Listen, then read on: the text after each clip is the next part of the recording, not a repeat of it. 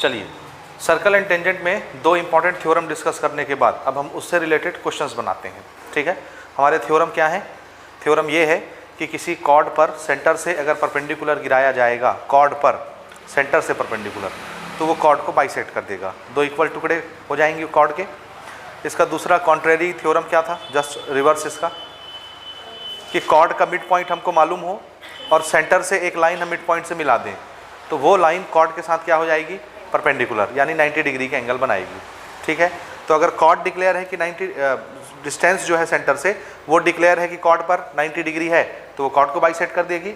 और अगर ये डिक्लेयर है कि कॉर्ड पहले से बाइसेक्टेड है, क्योंकि आपको मिड पॉइंट बताएगा, तो कॉर्ड बाइसेक्टेड रहेगा, तो मिड पॉइंट को सेंटर से मिलाने वाली लाइन कॉर्ड पर क्या हो जाएगी? परपेंडिकुलर हो जाएगी। याद रहेगा ये? चलिए, अब इसी से दो चार क्वेश्चन हम देखते हैं। सबसे पहले, find the radius of circle if length of chord and its distance from the centre are respectively 8 centimetre and 3 centimetre. तो हमको क्या निकालना है? रेडियस। क्या निकालना है? रेडियस। देखिए, ये एक सर्कल है ऐसे, ठीक है, ये उसका सेंटर हो गया, सेंटर ओ। एक कॉर्ड हमको दिया है और डिस्टेंस दिया है। क्या क्या दिया है? देखो, लेंथ ऑफ कॉर्ड और क्या दिया है? Distance from centre. याद रखिएगा, डिस्टेंस फ्रॉम सेंटर, यहाँ पर कोई परपेंडिकुलर जैसा शब्द यूज़ नहीं किया गया है, लेकिन सेंटर से जब भी डिस्टेंस बनाने बोला जाएगा हम हमेशा परपेंडिकुलर डिस्टेंस ही बनाएंगे, लिखा हो या ना लिखा हो। क्यों? इसलिए क्योंकि हमारे पास थ्योरम ही परपेंडिकुलर का है। याद रहेगा, नॉर्मल डिस्टेंस का कोई परपेंडिकुलर हमारे पास नहीं है, या कोई हमारे पास थ्योरम नहीं है नॉर्मल डिस्टेंस का। ठीक है, याद रहेगा। तो ये हमने एक बना लिया, क्या बोलेंगे इस चीज़ को? कॉर्ड। ठीक है, उधर से ये हो गया कॉर्ड, और यहाँ से सेंटर से हम बनाएंगे एक डिस्टेंस जो कि कॉर्ड पर कैसा रहेगा? परपेंडिकुलर। याद रहेगा। और ये जो पॉइंट यहाँ पर, इसका नाम हम रख देते हैं M, और ये पॉइंट है O। अब गिवन क्या क्या है उसको नोट करते हैं।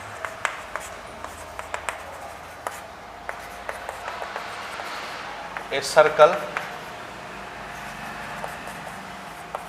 विथ सेंटर O, ठीक है, लेंथ ऑफ कॉर्ड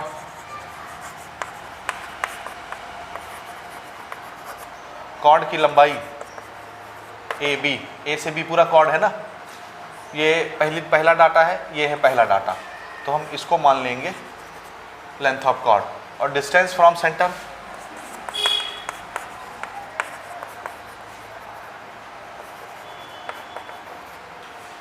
हमारी डायग्राम में सेंटर से कॉर्ड तक का डिस्टेंस कौन दिखा रहा है? OM, और ये डिस्टेंस हमको दिया गया है 3 सेंटीमीटर। हो गया। और हमको क्या निकालना है? रेडियस। क्या निकालना है? रेडियस। रेडियस किसको बोलते हैं? सेंटर से सर्कमफ्रेंस तक के डिस्टेंस को। तो ये वाला डिस्टेंस हमको बताया गया है कितना? 3। और देखिए, सेंटर से कॉर्ड पर ये वाला जो डिस्टेंस है वो कैसा है? परपेंडिकुलर। तो वो कॉर्ड को क्या कर देगा? बाइसेक्ट। और इस पूरे कॉर्ड की लंबाई मुझे 8 सेंटीमीटर बताई गई है, और अगर ये परपेंडिकुलर है तो इसको बाइसेक्ट करेगा, तो ये दोनों टुकड़े कितने कितने के हो जाएंगे? ये भी हो जाएगा 4 का, और ये भी हो जाएगा 4 सेंटीमीटर का। आ रहा है समझ में? अब हमको रेडियस निकालना है, तो क्या ये रेडियस नहीं है ना? रेडियस सेंटर से सर्कमफ्रेंस तक, and this is what? This is A triangle. लेकिन पहले हम बताएंगे कि कॉर्ड बाइसेक्ट हुआ है। तो देखिए, पहले ये डाटा लिखते हैं। देखिए, since OM perpendicular to AB, therefore AB जो है, कॉर्ड जो है बाइसेक्ट हो जाएगा, और उसको लिखने का तरीका क्या है? AM is equal to BM। समझ में आया? और इसका रीज़न क्या है? रीज़न यहाँ साइड में लिखेंगे, perpendicular from centre bisects the chord. आ रहा है समझ में? Perpendicular from centre bisects the chord. अब ये AM BM कितना होगा? तो आंसर है AB का हाफ होगा। AM is equal to BM is equal to AB का हाफ, और AB कितना दिया हुआ है? 8। सो 8 का हाफ कितना हो गया? 4 सेंटीमीटर। तो AM भी 4 सेंटीमीटर, BM भी 4 सेंटीमीटर। आ गया समझ? अब हमको ये रेडियस निकालना है, तो तो देखिए ये एक राइट एंगल ट्राइंगल बनता है जिसका परपेंडिकुलर भी दिख रहा है, बेस भी दिख रहा है, हाइपोटेनियस निकालना है, पाइथागोरस लगेगा। सो कौन सा ट्राइंगल देखेंगे हम? In triangle O M A by Pythagoras theorem. तो लगाइए, hypotenuse O A square is equal to O M square plus A M square. O A क्या चीज़ है? Radius, so it is just write R square, ठीक है। O M कितना है? 3, so this is 3 square. A M है 4 square. अगले step में ये 9, ये 16 और ये 25। 25 is R square, so R is equal to √25 यानी 5 सेंटीमीटर। This is radius. तो इस सर्कल का रेडियस कितना हो जाएगा? 5 सेंटीमीटर। इसी तरह का एक और क्वेश्चन है, यहाँ पर देखिए, find the length of chord. अब यहाँ पर क्या निकालना है? अच्छा, इसमें देखो इस क्वेश्चन में कितना डाटा हमको अवेलेबल है, क्या क्या चीज़ें मालूम है। एक क्या चीज़ होता है? सेंटर से कॉर्ड का distance, number 1 distance, number 2 length of the chord, number 3 radius. कितनी चीज़ इन्वॉल्व हो रही है? 3 चीज़। इन 3 चीज़ों में से कोई भी 2 चीज़ बता के तीसरी चीज़ पूछी जा सकती है। आया समझ? यहाँ पर क्या क्या बताया गया था? यहाँ पर आपको डिस्टेंस बता दिया गया, कॉर्ड की लेंथ बता दी गई, तो पूछेगा क्या? तीसरी चीज़ क्या बची? रेडियस। यहाँ पे देखिए, find the length of chord. अब की बार आपसे क्या पूछ रहा है? कॉर्ड की लंबाई। तो क्या क्या बताएगा? डिस्टेंस और रेडियस बताएगा। देखते हैं बताया है कि नहीं। सबसे पहले हम यहाँ एक सर्कल बना लेंगे, थोड़ा सा बड़ा बनाता हूँ।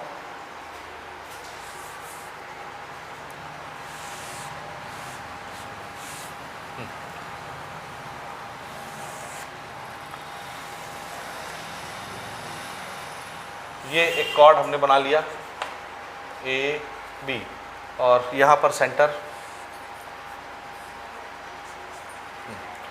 यहाँ से ले लेते हैं। This is the chord A B, और ये सेंटर है, ये उसका परपेंडिकुलर हो गया। Okay, length of the chord हमको निकालना है।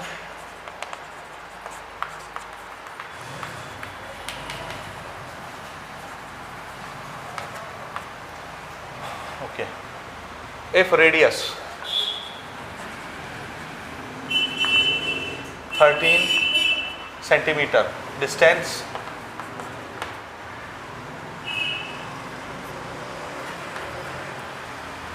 कितना बताया गया है? सेंटर से, और हमसे लेंथ ऑफ कॉर्ड पूछा जा रहा है।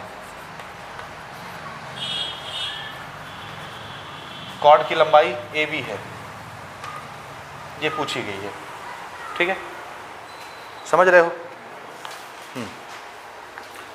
रेडियस पता है तो हम इसको ऐसे ज्वाइन कर लें, सो ये रेडियस बन जाएगा हमारा। ये रेडियस कितना है? 13 centimetre. Distance from centre 12 centimetre, इसका नाम हम m रखे ले रहे हैं, ठीक है। और हमको कॉर्ड की लंबाई बतानी है। डिस्टेंस फ्रॉम सेंटर हमेशा कैसा लेना है? क्योंकि हमारे पास थ्योरम ही 90 डिग्री का है, अदर देन 90 डिग्री हम कुछ नहीं कर पाएंगे, ठीक है। तो वो क्वेश्चन में बोले परपेंडिकुलर या ना बोले, आपको कैसा लेना है? परपेंडिकुलर ही लेना है। अब फिर से हम लोग यहाँ पर देखते हैं कि अगर ये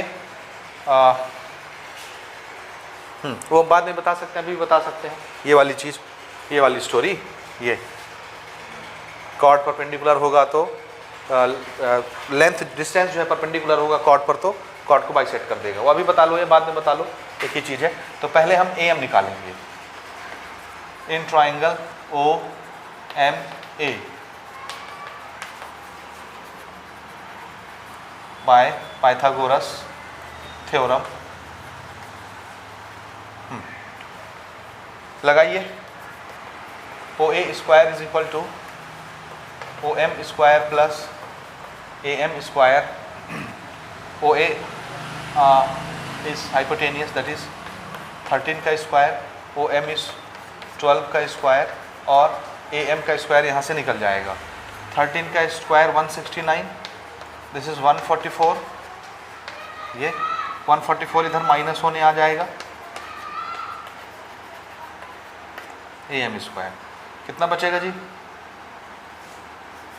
25।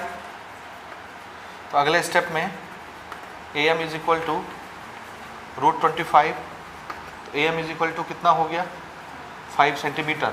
लेकिन ये कॉर्ड की लेंथ नहीं है, ये सिर्फ आधा कॉर्ड है, तो आधा और कितना होगा, इतना ही होगा। क्यों? क्योंकि ये परपेंडिकुलर है तो कॉर्ड के 2 टुकड़े कर देगा बराबर बराबर। तो ये टुकड़ा अगर 5 सेंटीमीटर का है तो ये भी कितने का होगा 5 सेंटीमीटर का। अब वो चीज़ हम यहाँ डिक्लेयर करेंगे।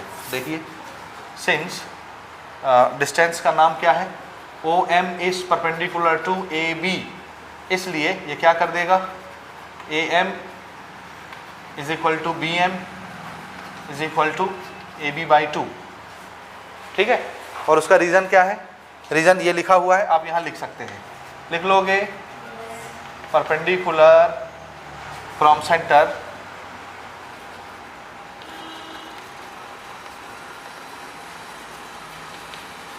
बाइसेक्ट्स द कॉर्ड, ये इसका रीज़न है, लिख लोगे। ठीक, अब AM और BM बराबर हैं तो AB किसके बराबर होगा, AM प्लस BM के बराबर।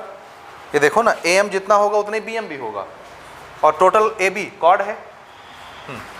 यहाँ पर देखिए AM इज इक्वल टू, या हम इसको ऐसे कर सकते हैं ओके ठीक है, AM is equal to BM, और AM हमारा 5 आया है, so we can write it 5 centimetre AM और BM। तो लेंथ ऑफ कॉर्ड कितना हुआ,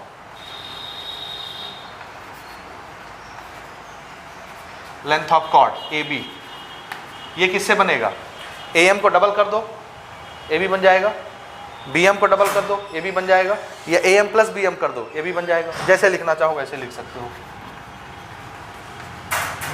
मैं AM प्लस BM लिख लेता हूँ, कितना हो गया जी, हाँ, this is length of the chord. Note कर लीजिए, अगले क्वेश्चन की तरफ बढ़ते हैं हम लोग। अगले क्वेश्चंस देखिए, ये सब इंपॉर्टेंट क्वेश्चंस हैं, इनको ध्यान से बनाएंगे आप अच्छे से। ठीक है, क्वेश्चन है the radius of a circle is 5 centimetre, एक सर्कल का रेडियस बता दिया है। ठीक है, तो गिवन हम नोट कर लेते हैं। सबसे पहले एक सर्कल होगा जिसका सेंटर O होगा, रेडियस हमको बताया गया है कितना 5 centimetre. Find the length of chord, हमसे क्या पूछा गया है, कॉर्ड की लंबाई at a distance of 3 centimetre from centre. इसका सेंटर से डिस्टेंस कितना बताया गया है, तो ये सेम क्वेश्चन हो गया। लेंथ ऑफ कॉर्ड हमसे पूछा जा रहा है, ये अगर हम इसका डायग्राम बनाना चाहें तो इस तरह से बना सकते हैं। ये एक कॉर्ड है AB, और इसी की लेंथ हमको निकालनी है AB। ठीक है, ये सेंटर है, और अगर मैंने इस लाइन को ऐसे मिलाया तो ये रेडियस बन गया, और रेडियस हमको कितना दिया हुआ है 5, और सेंटर से डिस्टेंस, हमेशा डिस्टेंस को कैसा लेना है, परपेंडिकुलर, ये इसका नाम M रख दे रहे हैं हम, और ये डिस्टेंस हमको 3 सेंटीमीटर दिया हुआ है। तो जैसा अभी इसके पहले मैंने क्वेश्चन बनाया है सेम वैसा हो गया। आपको रेडियस दे दिया, डिस्टेंस दे दिया, कॉर्ड पूछ रहा है, तो पहले इतना लेंथ निकाल लोगे, फिर बताओगे कि परपेंडिकुलर गिरता है कॉर्ड पर तो उसको बाइसेक्ट कर देता है, तो ये टुकड़ा और ये टुकड़ा बराबर हो जाएगा। तो इस टुकड़े को डबल कर दोगे तो कॉर्ड की लेंथ बन जाएगी, या इन दोनों को ऐड कर दोगे तो कॉर्ड की लेंथ बन जाएगी। सेम क्वेश्चन है, चलिए जल्दी से बना लेते हैं, अभी हमने बनाया है। सबसे पहले पाइथागोरस लगाइए राइट एंगल ट्राइंगल में। In triangle OMA by applying Pythagoras theorem. Okay, सबसे पहले OA हाइपोटेनियस का square is equal to perpendicular का स्क्वायर प्लस बेस का स्क्वायर। ये दिया है 5, ये दिया है 3, और ये हमने निकालना है।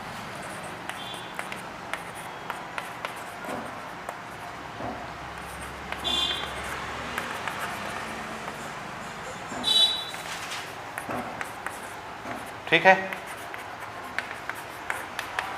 कितना आ गया 4 सेंटीमीटर। ठीक, तो ये वाली लेंथ अगर 4 है तो ये टुकड़ा भी कितना हो जाएगा 4। क्यों होगा वो हम यहाँ पर बताएंगे। Since OM is perpendicular to AB, therefore AM is equal to BM। और रीजन क्या है, perpendicular from centre bisects the chord, centre से बनाया हुआ परपेंडिकुलर कॉर्ड को बाइसेक्ट कर देता है। तो जितना AM उतना ही BM है ना। So AM is equal to BM is equal to 4 centimetre. तो AM को डबल कर दो, चाहे AM BM जोड़ दो, AB मिल जाएगा। तो मैं वैसे ही बना लेता हूँ। लेंथ ऑफ कॉर्ड AB कैसे बनेगा ये, AM प्लस BM करने से या AM को डबल करने से, 2 time 4 + 4 8 centimetre. This is answer. हो गया, ये आया। ये अगले क्वेश्चन में आइए। हमारा क्वेश्चन है the radius of a circle is 20 centimetre. ठीक, गिवन रेडियस हमको कितना बताया गया है, 20 सेंटीमीटर। द डिस्टेंस बिटवीन, अब यहाँ ध्यान से देखिए, the distance between 2 equal and parallel chords, 2 chord है, इक्वल भी है और पैरेलल भी है। और इससे रिलेटेड एक थ्योरम है आपकी बुक में कि अगर एक सर्कल में 2 कॉर्ड बराबर लेंथ के हो जाएंगे, कैसे, इक्वल लेंथ के, तो सेंटर से उन दोनों का डिस्टेंस कैसा हो जाएगा, बराबर हो जाता है। 2 equal and parallel chords are at equidistance from centre. This is a particular theorem. हम उस थ्योरम को यहाँ प्रूव नहीं कर रहे हैं, उससे रिलेटेड क्वेश्चन बना रहे हैं, याद रहेगा। तो मैं डायग्राम से आपको थोड़ा बताने की कोशिश करता हूँ।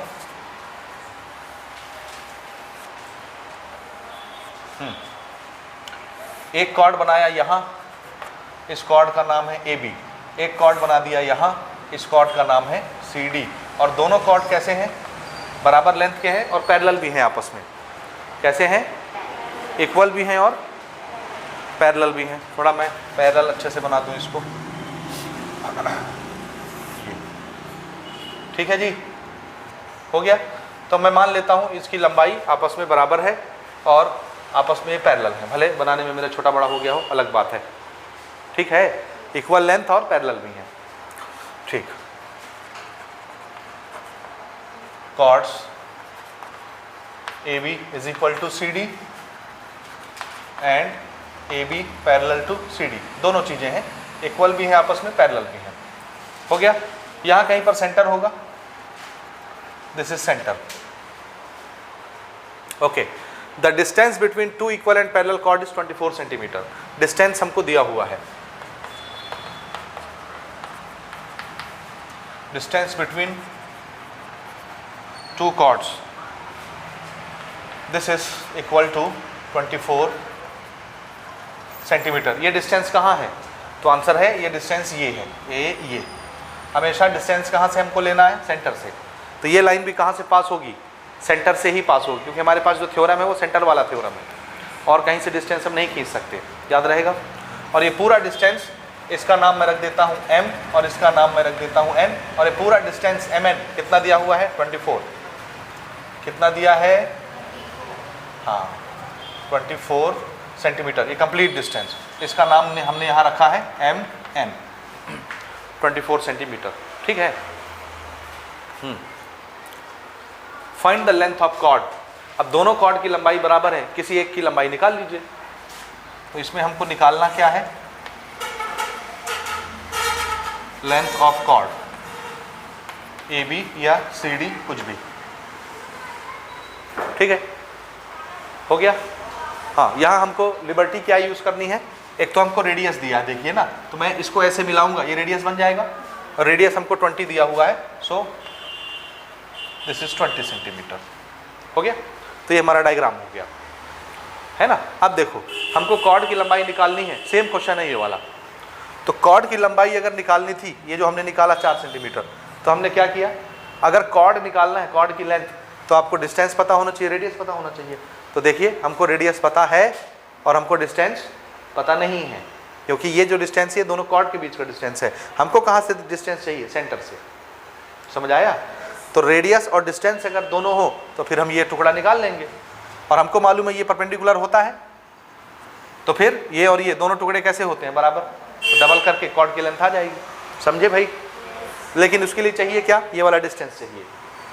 अब ये डिस्टेंस देने के बजाय उन्होंने दो कॉर्ड के बीच का डिस्टेंस दे दिया है, तो कैसे निकलेगा? तो यहाँ पर फिर हम अपना थ्योरम लगाएंगे। थ्योरम क्या है? एक सर्कल के अंदर दो कॉर्ड हों और दोनों कॉर्ड की लंबाई कितनी हो? बराबर। तो दोनों कॉर्ड का सेंटर से डिस्टेंस कैसा होता है? बराबर होता है। अगर कॉर्ड आपस में इक्वल लेंथ के हैं, पैरेलल हैं, इक्वल हैं, पैरेलल ना भी होंगे तो भी चलेगा, अगर दो कॉर्ड इक्वल लेंथ के हैं तो भी सेंटर से उनका डिस्टेंस कैसा होता है? इक्वल होता है। याद रहेगा?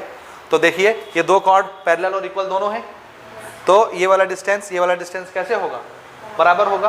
पूरा डिस्टेंस आपको दिया है और दो डिस्टेंस बराबर बराबर, दो टुकड़े हैं इसके, तो दोनों कितने कितने के होंगे? ये पूरा 24 का है और ये बराबर बराबर होना है, तो कितने कितने? 12 12। तो आपको ये डिस्टेंस मिल गया। नहीं समझे? हाँ देखिए ध्यान से, मैं इसको यहाँ पर नोट कर रहा हूँ। Since AB is equal to CD, therefore OM is equal to ON। ठीक है, AB is equal to CD है, कॉर्ड की लेंथ बराबर है, तो सेंटर से दोनों कॉर्ड का डिस्टेंस भी कैसा होगा? बराबर। और कितना? आंसर है जो टोटल लेंथ है उसका हाफ। टोटल लेंथ कितना है? 24 का हाफ करने से कितना आएगा? 12।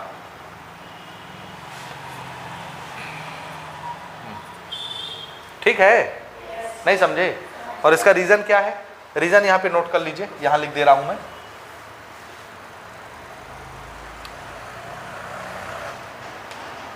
Two equal chords are at equidistance from center. Two equal chords are at equidistance from center. ठीक है, अगर कॉर्ड बराबर हैं, इक्वल हैं, तो सेंटर से उनका डिस्टेंस भी कैसा होगा? इक्वल होगा। इसलिए हमने OM और ON बराबर बराबर ले लिया, 12 12। तो अब हमको देखो यहाँ से लेके यहाँ तक ये डिस्टेंस कितना पता चल गया? 12, और हमको रेडियस पता है। अब ये वही क्वेश्चन हो गया कि नहीं जब भी हम बना रहे थे, तो फिर हम वैसे बना लेंगे। अब कौन सा ट्राइंगल देखना है? इन ट्राइंगल OMA, और क्या लगाना है? बाय पाइथागोरस लगाइए। OA का square is equal to OM का स्क्वायर प्लस AM का स्क्वायर, 20 का स्क्वायर AM का स्क्वायर, ये हो गया 400, 144 AM स्क्वायर। घटाइए, 400 में कितना बनता है? 10 में से 4 गया 6, 9 में से 4 गया 5, और 3 में से 1 गया 2, और जब स्क्वायर उधर जाएगा तो ये स्क्वायर रूट बन जाएगा। 256 किसका स्क्वायर रूट होता है? 16 का। बोलो, 256 किसका स्क्वायर रूट होता है? 16 इंटू 16 करके देखो 256 आता है कि नहीं। ये AM निकला, तो AM और BM तो दोनों बराबर ही होंगे ना। उसको यहाँ लिख रहा हूँ मैं। Since OM perpendicular to AB, therefore AM is equal to BM। और इसका रीजन क्या है?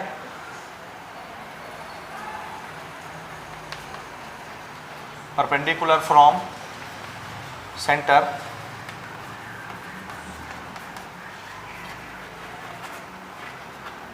bisects the chord। है जी, 16 आ रहा है? ठीक है। अब हम यहाँ क्या बता रहे हैं? देखो, यहाँ से परपेंडिकुलर गिरता है सेंटर से कॉर्ड पर, तो वो कॉर्ड को क्या कर देता है? बाइसेक्ट। हमने ये टुकड़ा निकाल लिया, तो ये भी उतना ही होगा। सो AM BM दोनों कितने कितने के हो जाएंगे? 16 के। तो लेंथ ऑफ कॉर्ड कितनी हुई?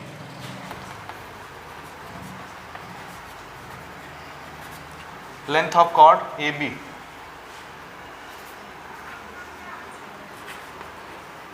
AB is equal to AM plus BM। 16 plus 16 कितना होता है? 32 सेंटीमीटर ये। और जितना AB होगा उतना ही CD होगा, यानी दोनों कॉर्ड की लंबाई कितनी हो जाएगी? 32 सेंटीमीटर। हो गया? करेक्ट है? ठीक, नोट कर लीजिए। हाँ जी, नेक्स्ट हम आते हैं अगले कॉन्सेप्ट की तरफ और इस कॉन्सेप्ट का नाम है डबल एंगल। क्या नाम है? इस कॉन्सेप्ट को समझने से आपको 2-3 क्वेश्चन जो आपके एग्ज़ाम में बहुत पॉपुलर हैं, पूछे जाते हैं, वो आपसे बन जाएंगे। ठीक है, तो सबसे पहले कॉन्सेप्ट को समझिए। देखिए, अगर हम आपको एक सर्कल दे दें इस तरह, ठीक है, क्या है ये? सर्कल।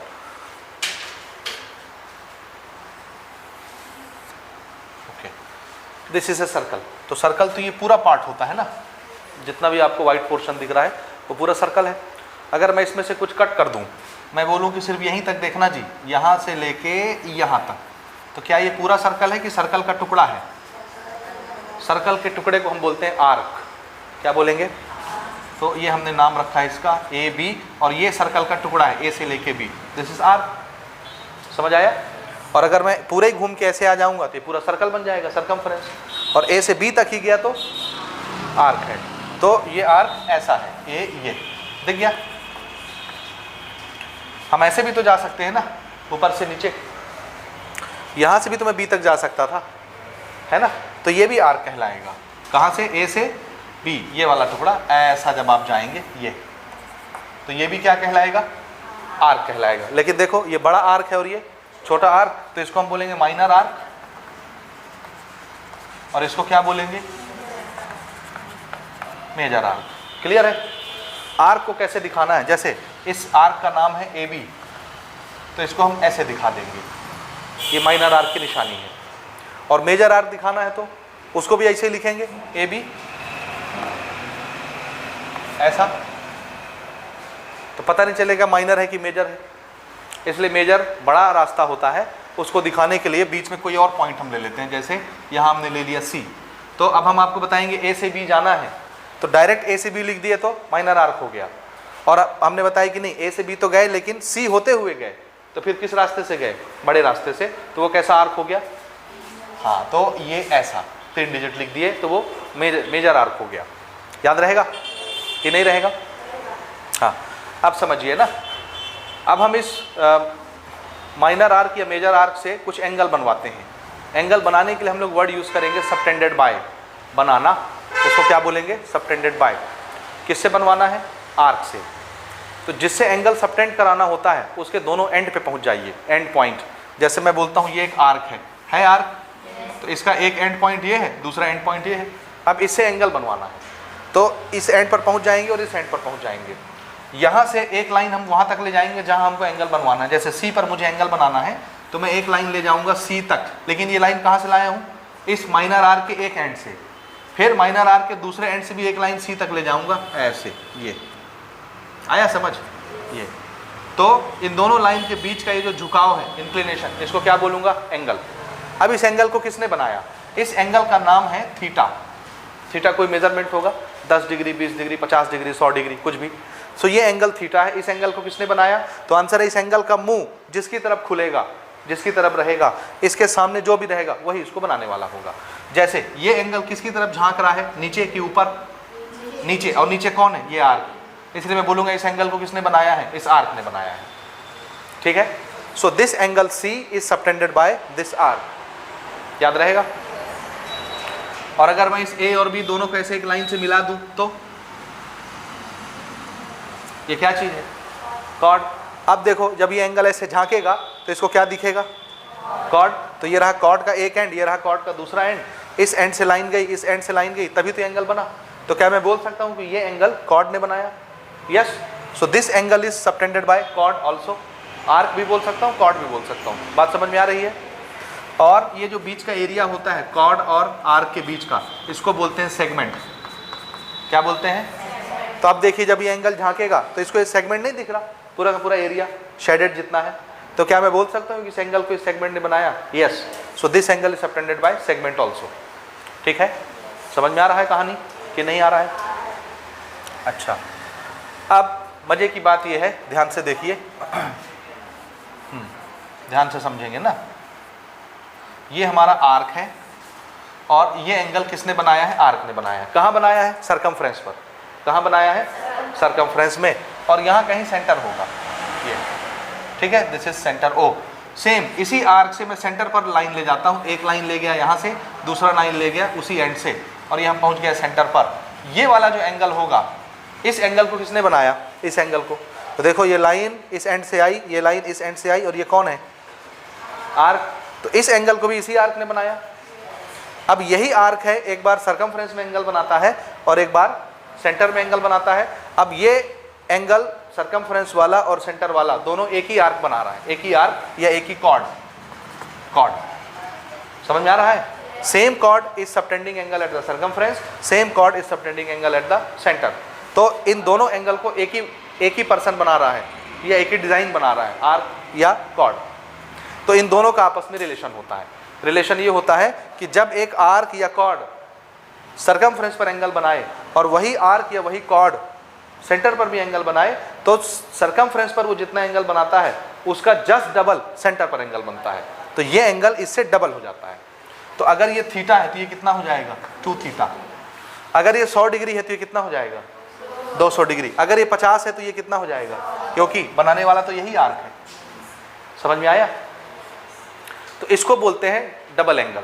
क्या, और इसको हम इस तरह से लिखेंगे, देखिए double angle.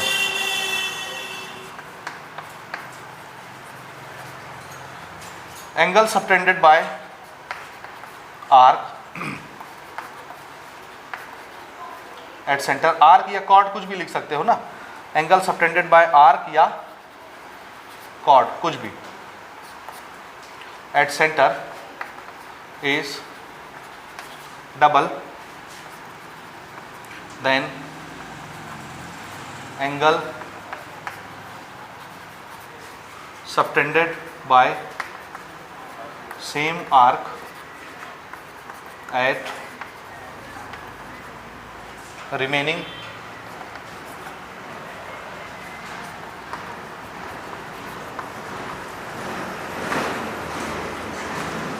Part of circle लिख लीजिए, remaining part of circle, remaining part of circle. ठीक है, नहीं समझे। सेम आर्क या सेम कॉर्ड सर्कमफ्रेंस पर जितना एंगल बनाएगा उसी का डबल सेंटर पर बनाता है। ये वही चीज लिखी हुई है। Angle subtended bye arc eight the centre is double. Centre वाला कैसा होता है, डबल। किससे double, angle subtended bye same arc eight remaining point of the circle. इसके इस तरफ ना अपोजिट डायरेक्शन में, याद रहेगा। और इतना लंबा चौड़ा हम स्टेटमेंट बार बार नहीं लिखेंगे, हम जस्ट क्या लिखेंगे, सेंट्रल एंगल इज डबल, तो आपको याद आ जाएगा। ठीक है, क्या लिखा करेंगे शॉर्टकट में, सेंट्रल एंगल इज डबल, बस हमारा काम हो जाएगा। यहाँ तक बोलिए, यहाँ तक बात समझ आई आपको या नहीं आई, जोर से बोलिए। अब क्वेश्चन पर आ जाएं हम लोग, आ जाएं क्वेश्चन पर। ये मिटा दूं मैं, ये स्टोरी समझ गए डबल एंगल की। अब देखिए,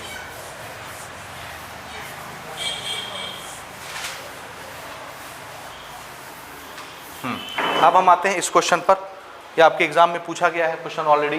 क्वेश्चन है, in the given figure P Q is cord.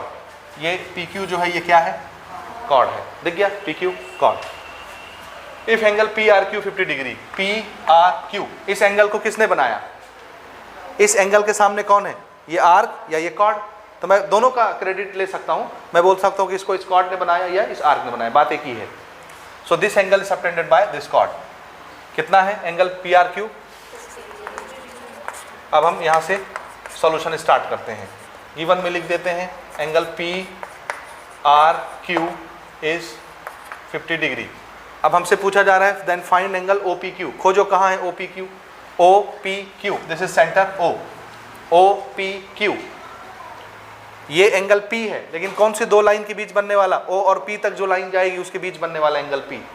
देखो ये है P। अब कौन सी दो लाइन के बीच का एंगल, एक O तक जाता हो, एक Q तक जाता हो। तो O तक जाने वाली लाइन ये, Q तक जाने वाली लाइन ले, और दोनों के बीच का एंगल ये P। दिखा कौन सा एंगल है, ये एंगल हमसे पूछा जा रहा है। आया समझ। और अभी अभी मैं आपको डबल एंगल समझा रहा था। अगर ये 50 है तो ये कितना होगा, 100 डबल। अब देखो ये एक ट्राइंगल है ट्राइंगल। अच्छा, ये सेंटर भी है और ये लाइन जो सर्कमफ्रेंस तक आएगी क्या कहलाएगी, रेडियस। ये भी रेडियस है, ये भी रेडियस है। इसका मतलब है दोनों की लेंथ कैसी होगी, सेम होगी। अब इस ट्राइंगल को देखो, एक ट्राइंगल में कितने एंगल होते हैं, 1 2 3, और तीनों का सम कितना होता है 180, ठीक है। उस 180 में ये अकेला कितना है 100, तो बाकी का सम कितना होगा 80 ना, तब ना मिला के तीनों 180 होंगे। तो इन दोनों एंगलों का सम कितना होना है 80 डिग्री, 80 डिग्री। अब देखिए ये क्या है रेडियस, ये क्या है रेडियस। एक ट्राइंगल में दो साइड बराबर हो गई, तो अपोजिट के एंगल भी क्या हो जाएंगे आइसोसेलेस ट्राइंगल। तो इस साइड का अपोजिट ये एंगल और इस साइड का अपोजिट ये एंगल बराबर बराबर होंगे। अब दोनों को मिलके 80 डिग्री होना है और दोनों बराबर बराबर होंगे, तो कितने कितने के हुए, तो ये भी 40 ये भी 40, और ये हमको खोजना था, तो 40 डिग्री इसका आंसर होगा। नहीं समझे, आता है कि जाता है, आता। अब ये सारी बातें आपको लिखनी भी तो है, लिखना स्टार्ट करिए। चलिए शुरू से देखते हैं। देखिए देखिए angle POQ is just 2 time angle PRQ होगा भैया। ये POQ ये वाला एंगल इस एंगल से कैसा होगा डबल, 2 टाइम। क्यों क्यों क्यों क्यों, क्या लिखना है रीजन, आइसोसेलेस लिख दो रीजन में। इस एंगल का ये डबल हो गया, क्यों, angle made by the same chord at the centre is double, ठीक है।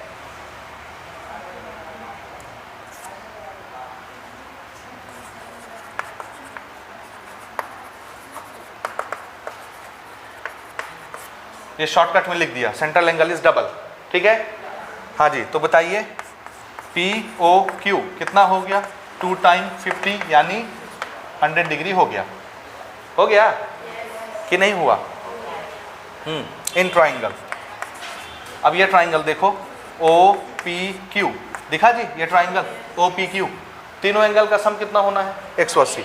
दूसरी चीज देखिए OP और OQ दोनों क्या चीज है रेडियस, तो दोनों बराबर होंगे, इसलिए ये ट्राइंगल कैसा हो जाएगा आइसोसेलेस ट्राइंगल, दोनों बराबर हो गए। Therefore triangle OPQ is an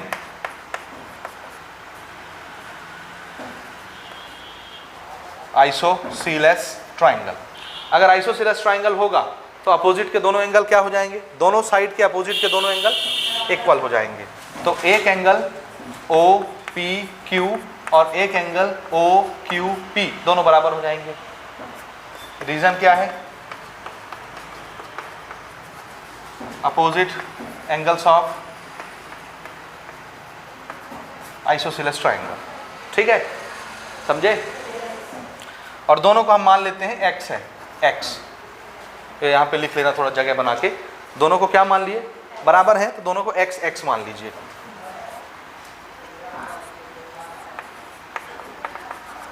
ठीक है। हाँ, अब एंगल सम प्रॉपर्टी लगाते हैं इस ट्राइंगल में। In triangle OPQ by angle sum property, तीनों एंगलों का sum, angle POQ plus angle OPQ plus angle OQP मिला के कितना होना है 180। ये कितना था 100, ये था x, ये भी था x, मिला के 180, x और x 2x, 180 minus 100 80, this is 2x, so x is equal to 80 divided by 2, और ये कट के कितना हो गया 40। तो ये एंगल x हमने माना था इसको, therefore angle OPQ 40 degree, this is answer. हो गया, समझ आया कि चला गया, आ गया ना, ठीक है। अब अगले क्वेश्चन पर हम आते हैं जो इससे भी ज़्यादा इंपॉर्टेंट है और आपके एग्जाम में पूछा जाता है। And this question is basically A theorem जिसको हम बोलते हैं साइक्लिक क्वाड्रिलेटरल का थ्योरम, साइक्लिक क्वाड्रिलेटरल, ठीक है। साइक्लिक क्वाड्रिलेटरल क्या होता है इसको देखिए। क्वाड्रिलेटरल मतलब 4 साइड का फिगर जो चारों तरफ से क्लोज हो, मिनिमम 4 साइड होना चाहिए। ये देखिए ऐसा फिगर, ये क्या कहलाता है, this is what, this is quadrilateral, ठीक है। क्वाड्रिलेटरल की निशानी क्या होती है, उसकी पहचान या प्रॉपर्टी, आंसर है उसमें 4 साइड होते हैं, 4 एंगल होते हैं, और चारों एंगलों का सम कितना होता है 360। तो अगर आप angle A plus B plus C plus T जोड़ेंगे तो ये कितना डिग्री दे देगा हमको, एंगल सम प्रॉपर्टी। जैसे ट्राइंगल में हम लोग एंगल सम प्रॉपर्टी लगाए, 3 एंगल का सम 180 होता है, वैसे क्वाड्रिलेटरल में एंगल सम प्रॉपर्टी क्या होती है, 4 एंगल का सम 360 होता है। ठीक है, ये सिंपल क्वाड्रिलेटरल है। कैसा, ये सिंपल है जो अभी तक आप लोग पढ़ते आए हो। अब थोड़ा एडवांस लेवल का क्वाड्रिलेटरल देखो। एक ऐसा क्वाड्रिलेटरल जिसके चारों वर्टेक्स, वर्टेक्स किसको बोलते हैं, इस कोने को, जैसे ये एक वर्टेक्स है, ये दूसरा वर्टेक्स, तीसरा, चौथा, 4 कोने हैं।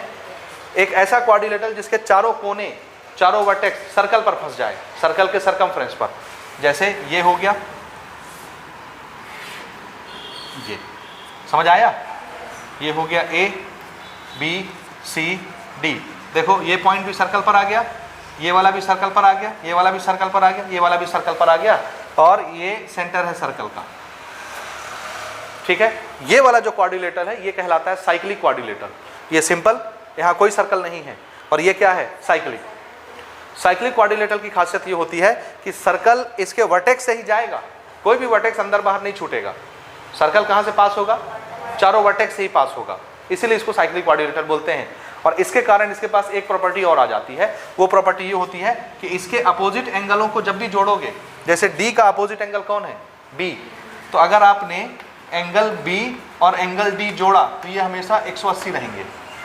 इसी तरह से एंगल A और एंगल C अपोजिट एंगल हैं, तो अगर आप इसको भी जोड़ोगे तो ये भी कितना देगा, हाँ, तो साइक्लिक क्वाड्रिलेटरल में अपोजिट एंगल का सम कितना हो जाता है, 180 डिग्री। ये इसकी खासियत होती है, और यही चीज आपको प्रूव करनी है। This is the theorem, prove that the sum of opposite angle of a cyclic quadrilateral is 180 degree. Question समझ आया? तो इसको अब हम कैसे प्रूव करेंगे, देखिए, इसको भी हम प्रूव करते हैं डबल एंगल की हेल्प से। अभी जो हम डिस्कस कर रहे थे डबल एंगल थ्योरम, ठीक है। तो सिंपल क्वाड्रिलेटरल अलग चीज है, साइक्लिक क्वाड्रिलेटरल अलग चीज है।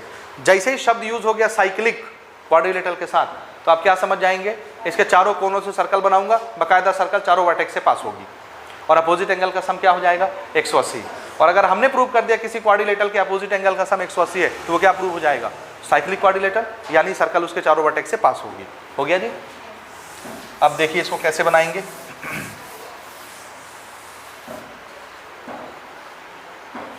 एक डायग्राम बना लेते हैं साइक्लिक क्वाड्रिलेटरल के लिए।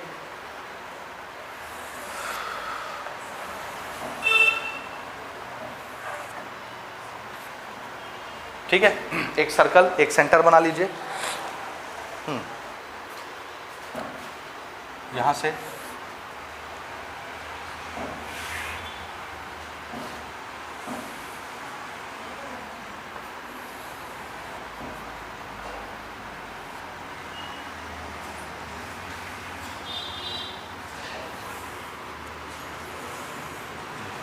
इसका नाम रख दिया A B C D।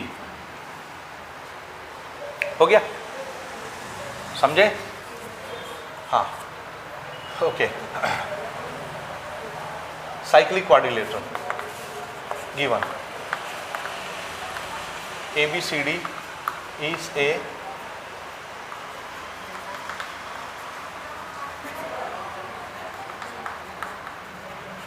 cyclic quadrilateral.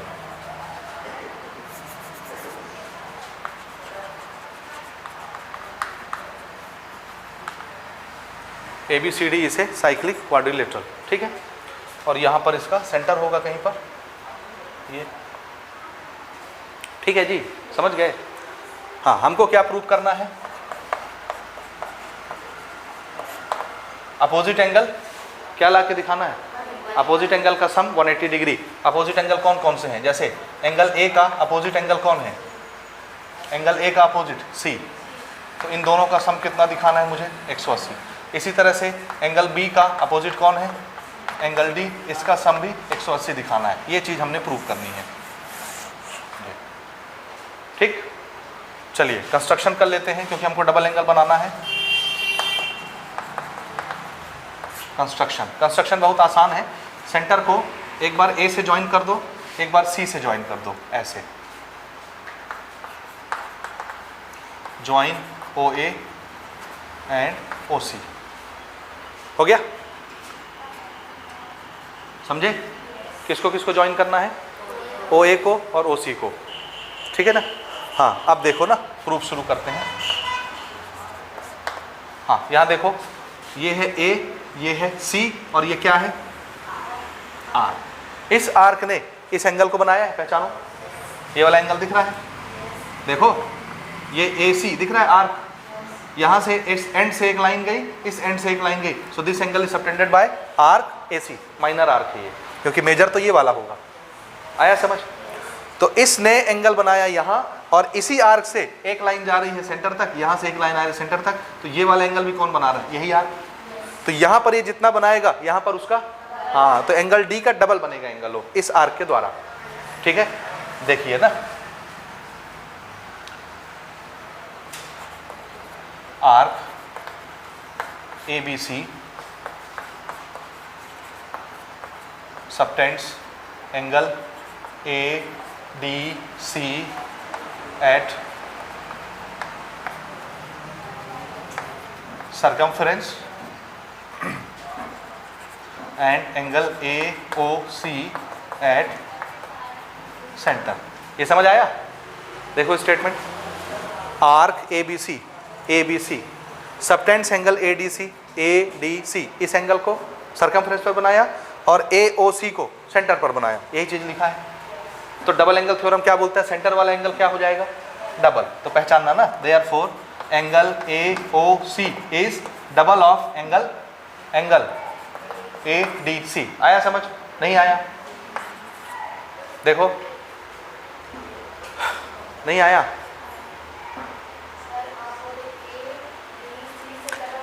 AOC central angle is double of angle ADC, इस एंगल का ये डबल होगा, ये वही चीज लिखा है, ठीक है? और यहां रीजन क्या है? Central angle is double, central angle double होता है।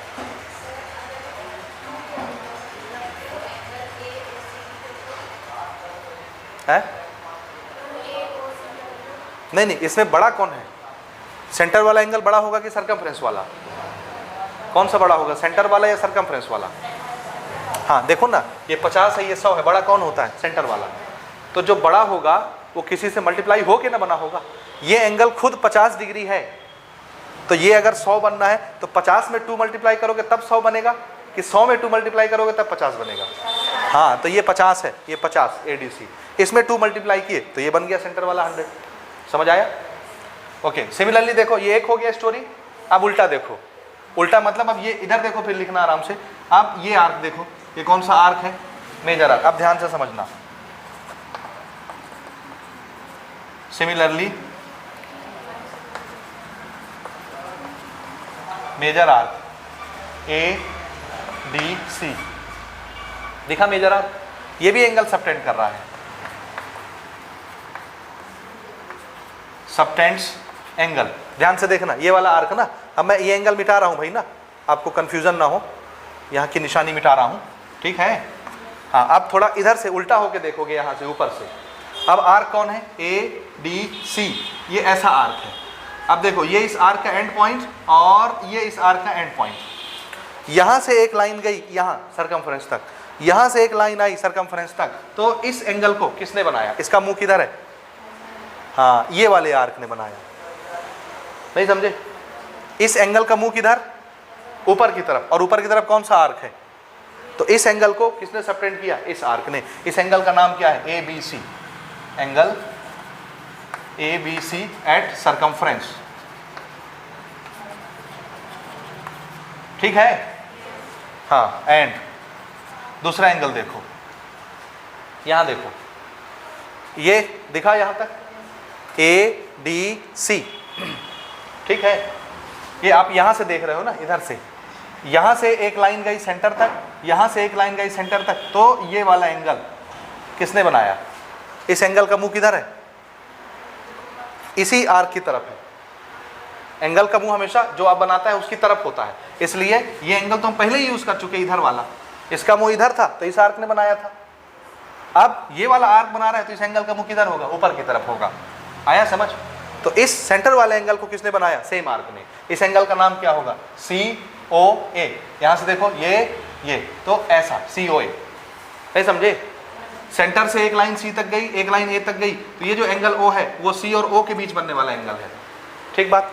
तो इसका नाम हो जाएगा COA एट सेंटर। अब लगाओ सेंट्रल थ्योरम डबल एंगल वाला, तो सेंटर वाला एंगल देयरफॉर एंगल COA कैसा हो जाएगा? डबल हो जाएगा। किस एंगल से? जो कहां बन रहा है? सरकमफ्रेंस पर। नहीं आ रहा समझ में? ये वाला सेंटर वाला एंगल अपने सरकमफ्रेंस वाले एंगल से कैसा हो जाएगा? डबल। दिस इज डबल, तो ये है डबल एंगल थ्योरम।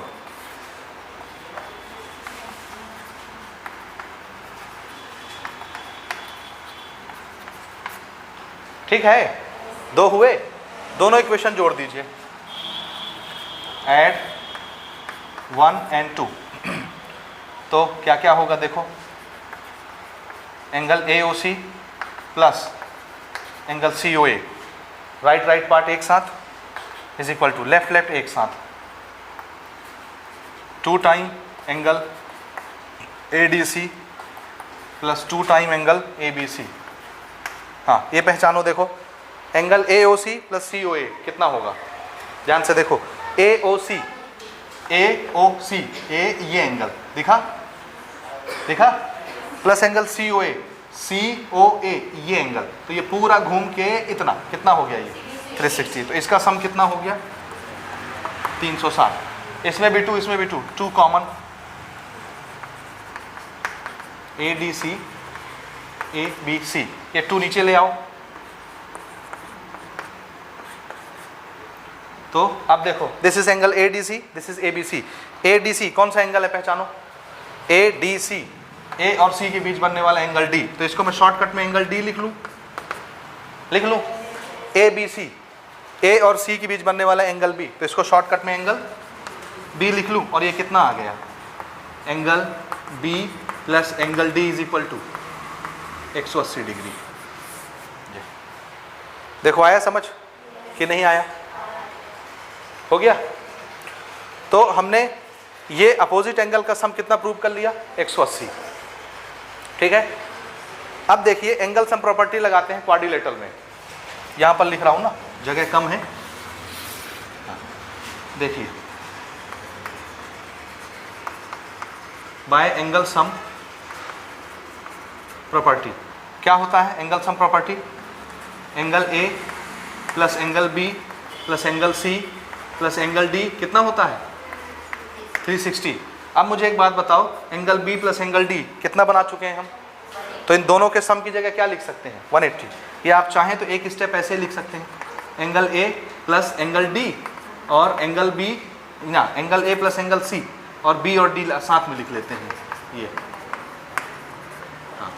तो angle A plus angle C plus इन दोनों का सम कितना हो गया? 180। तो इन दोनों का सम कितना आएगा? 180 उधर माइनस हो जाएगा। Angle A plus angle C 360 minus 180, angle A plus angle C is equal to 180।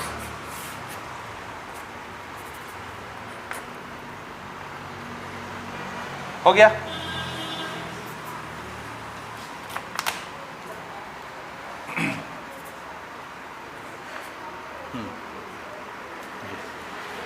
तो दोनों अपोजिट एंगल हमने 180 प्रूव कर लिया। तो this is A cyclic quadrilateral, ये इस तरह इसका प्रूव हो गया। ठीक, नोट कर लीजिए यहां तक।